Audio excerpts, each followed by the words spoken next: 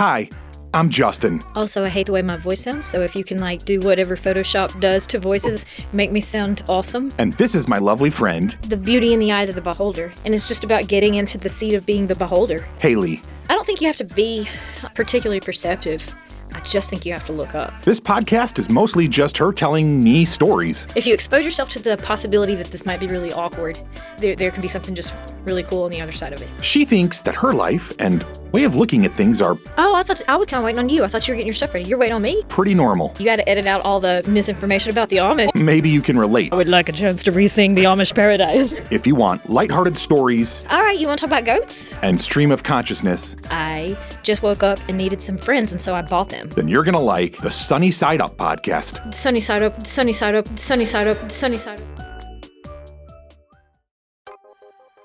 So, if you're at all like me, you may feel that you're living in a world that can be a bit overwhelming and confusing at times. I'm also a huge fan of podcasts, documentaries, docudramas, stories, and of just information in general. Between all of that and the social media and news, sometimes our brains can feel like they're on overload. Hayley and I hope that this podcast can be something of an antidote to all of that. Like little jello shots of joy and distraction. None of it is too serious or really too informative. Mostly it's just two friends who have conversational chemistry talking about whatever enters the minds of relatively ADHD people. We hope you enjoy. The only other influence I've ever had that even came close, when Katie was little, she asked if I'd ever seen a porcupine, and I was like, I haven't, in real life. Mm-hmm. And she said, why not? I was like, ugh, I don't know.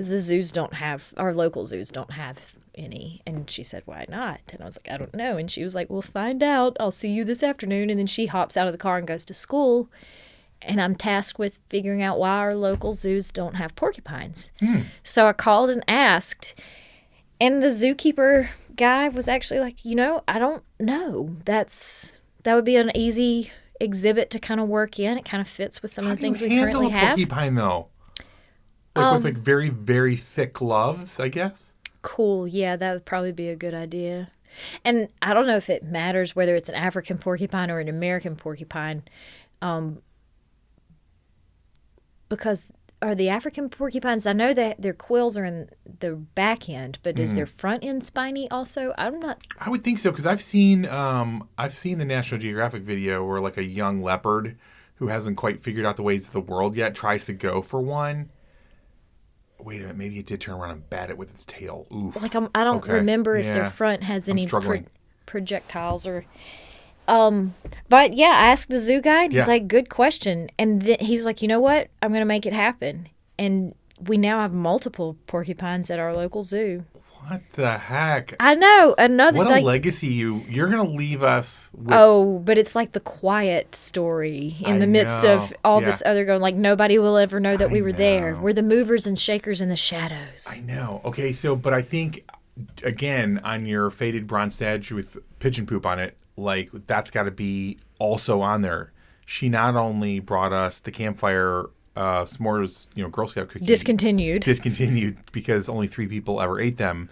But she also had a brought vague 3 influence. belligerent porcupines to the... Had a vague influence over a couple of zoo animals. I love that, though. I like, in all seriousness, that is fun to think, because it's so easy to look at, and of course there are some things that are very difficult to make any difference in or change, right? Politics, whatever it is, if you're thinking at a really high level. But I love that you've been able, honestly, Keebler, though, that's kind of a big deal. It felt like a big deal. Yeah, a small town zoo, a suggestion, while it's incredibly impressive, that one feels like if between the two of them you're like, which one's possible? I'm going to go with porcupines only because whatever. I just think it's one smaller town zoo.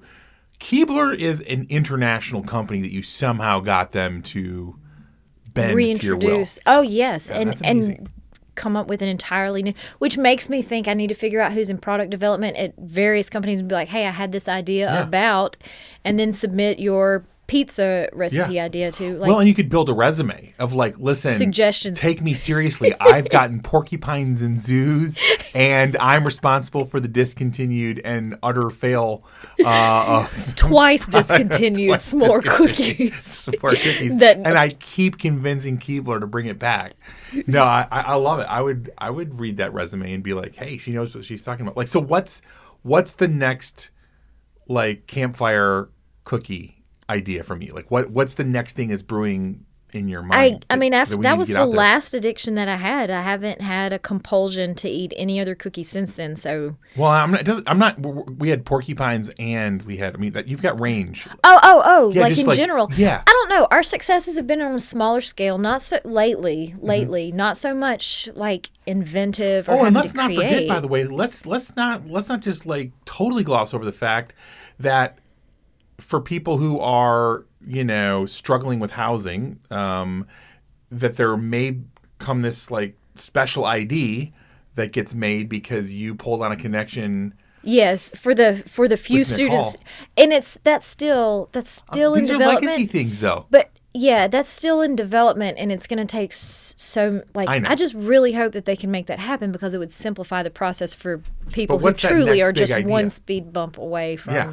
But I'm saying, like, what's that next big idea? Like, so that's three things that now are going on your faded recently, bronze statue. I don't know. We haven't been trying to like change things lately. The small victories we've had recently, we managed to get on Splash Mountain the day that it was closing.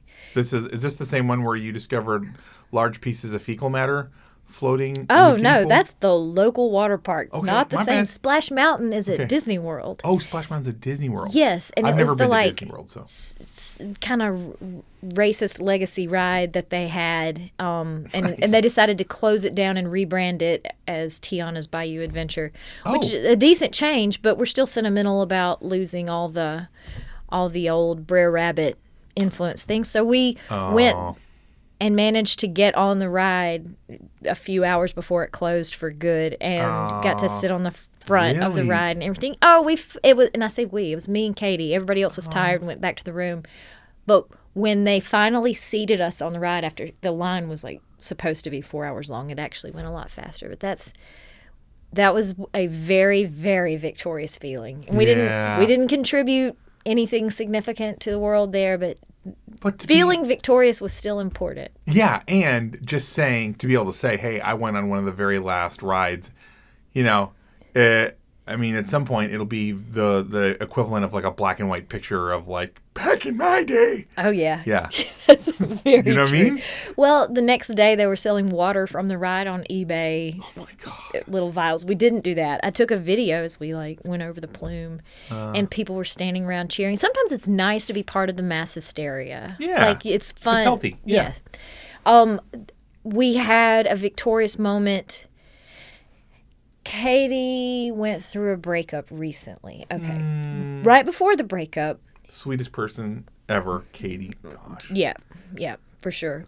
Gentle. Very, very sweet person. Well, before the breakup, she and her fella, his mother had asked to take some pictures of them around downtown. I hope everybody would just be gracious. If they didn't want their story told, I'll just leave some names out. But anyhow, at one of the places where they were taking photos, they stumbled over a piece of jewelry on the ground, nothing valuable, but like a pendant. Okay, yeah. And it was dragon-shaped, and they found it in the dirt, so you pick it up, and I was like, holy cow, this is the invitation to a side quest. What did you do with it? And she's like, well, his mom said, oh, that's dirty, put that down.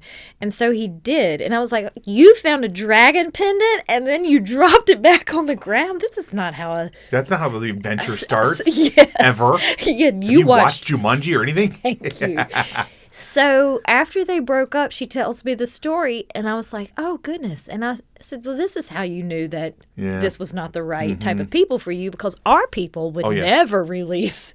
No. I was like, do you want to go see if it's still there? And she's like, Mom, it was 2 months ago. Okay. There's not a chance that it's still in the middle of this downtown trafficked area. And I was like, do you want to go look? She's like, yes. Okay, so we stopped on an impulse and we kind of look around, and it's nighttime, but we're giggling and we look around and we don't see it. And I was like, you know what would really help is a metal detector. And she's like, it's not here. So many people have walked by. It's in a churchyard. Okay. And she's like, I'm sure somebody picked it up or saw it or in the landscaping or whatever, they've thrown it away. I was like, okay, well, just know that I have a metal detector and we can try it. I love that you have a metal detector, by the way. Thank you. It's waterproof. Is it really? Yes. I bought it when my friend... You know there's a certain kind of person, typically, and it's usually a middle-aged, and I do mean odd, white man. That's your average owner. Hello. My name is Hayley. I break all the molds. Anyways. Just tossing that out there. Well, I'll explain to you why I have it in just a second. So anyway, I put the metal detector in the car, and the next time, I don't know, a month later, we were leaving an archery shoot, and she was like, hey, do you want to go? And I was like, sure. So we hopped out of the car in the middle of the night in the dark. You have a squirrel in your wheel well. Sorry. Oh. It's like, is that a metaphor for something? No. Sorry. To the listener, I just peered out the window and there was a squirrel climbing up around her wheel well. Cute. Anyways, yes. It would not be the first time I've had small animals. Rodents, riding around in there. Rest in peace, orange tabby cat that wasn't even mine to begin with. But yeah, we pull out the metal detector and we just start I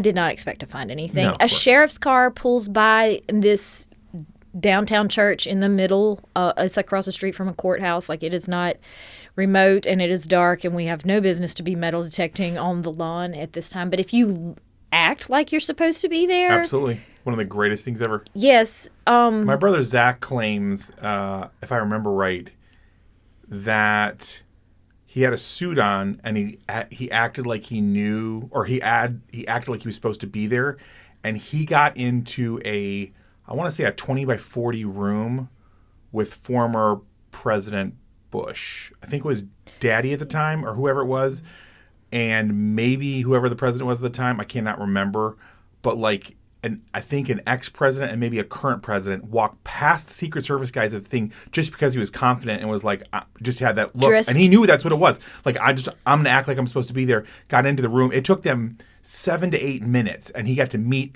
shake hands with, I don't remember if it was Bill Clinton, who the heck it was, but he got to shake hands and talk to some very important people. That's called white privilege. Right, yes. But more importantly than white privilege is acting like you're supposed to be there. That's right. And I don't remember if they threw him out after 7 or 8 minutes or what happened, but I think they did it. Eventually asked him to leave. But it took a hot minute for them to figure out he's not supposed to be in this very tiny room with the most powerful person in the United States. Crazy. Anyways, I love that he tried. I love that he was willing to say, he was like, hey, what do I have to lose? What are they telling me? No. I mean, being tossed out by the Secret Service. But he got to meet a couple of presidents or a president or something. So again, in our unresearched podcast, I'll have to ask him. But that was awesome. Yeah, amazing. Anyways, so you're now hunting for metal in a church in the middle of the night where you're not supposed to. And totally found it. No. This is only the second time I think that I've ever even turned the thing on. The first time I turned it on, and then my husband points to a sign behind me that says no metal detecting here, so I immediately turned it off wah, wah. I don't know that I'd ever even tried, but yes, I see something. Yeah. Katie's like, we're not going to find it. We're not going to find it. And I was like, heck yeah, we are. And I pick it up and hand it to her, and we just start jumping and screaming, and it was such a victorious feeling. We've had a couple of those really, really high celebration moments this year. Did you feel any portals opened up or sliding door moments happened after that? Did you unlock something? Was there a new level in a video game that you hit in your life? Not yet. Subsequent? But that's not to say it didn't happen. It's just not obvious yet exactly what it was. How long ago? 2 weeks, 3. Oh, so this is recent. This is recent. Okay. Yeah. All right. But, it's the Splash Mountain thing was only 2 weeks before that. We were on a victory run at the moment. Yeah. Just small victorious moments that just happened to be happening. But that was a good one. She picked it up, and then the next day when she passed the former boyfriend in the hallway, she just handed it back to him, boom. he was like, you went back and found it? She's like, yes, I did. Wow. Like, wait, she didn't leave it with him, though? In that moment, like that yeah, version of the story? Well, the memory that it was connected to, I think it was basically like, your mom made you throw it away. My mom took me back on a treasure hunt and found it. And like who? Oh, that's like the classic "Who Mama Better," and apparently, you are the answer. The metal detecting mother. Yes, the mother. Hello, lovely friends. Thank you so much for hanging out with us. And it would mean the world if you would tell other people about this podcast and maybe even spam your social media accounts with just how much you're enjoying it. If you are, of course.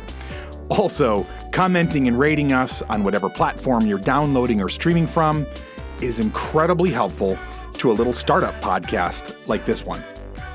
On the other hand, if you are dissatisfied with your listening experience, please leave all of that hate on someone else's podcast. Just maybe to confuse them a little bit, right?